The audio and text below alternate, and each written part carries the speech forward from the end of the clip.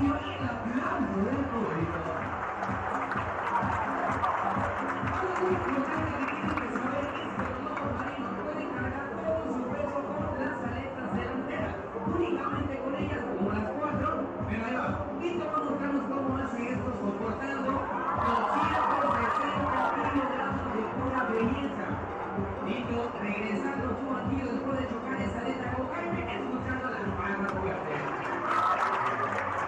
Esta actividad no la pueden hacer las focas, ya que las focas cuentan con un cuerpo gordo. Esas aletas cortas les es imposible realizar esta actividad. Ahora Vito viene a gran velocidad también, no nos vamos a aclarar. Vito viene a gran velocidad. No, Jaime, ¿qué está pasando contigo? Habla con él, compañero. Aquí el diálogo, la violencia no existe. Vito. ¿Y eso? Le dije, Jaime, no me descargues TikTok. Mira. ¿Ok?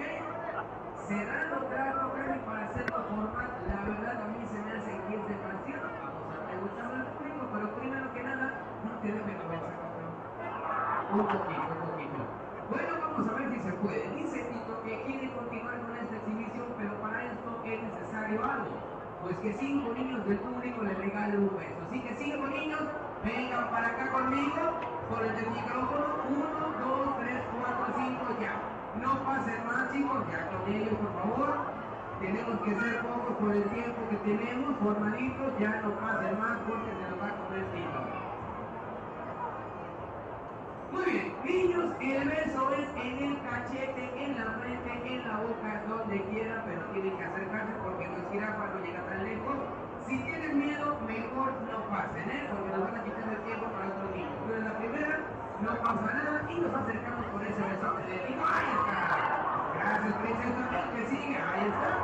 Tito repartiendo besotes, ahora quién se come. Eso, gracias. Perfecto, el último que se comió estaba como él, eso es. Más cerca, ahí está, ofreciéndole tributo amigo. Vamos con otro. Tito ya empezó a dar bendiciones con esto en la frente, Santito te bendice, más cerca, princesa, por favor, eso es. Continuamos con más, ahí está. Último beso. Ok, acércate, princesa. Ahí está Tito, hermoso, repartiendo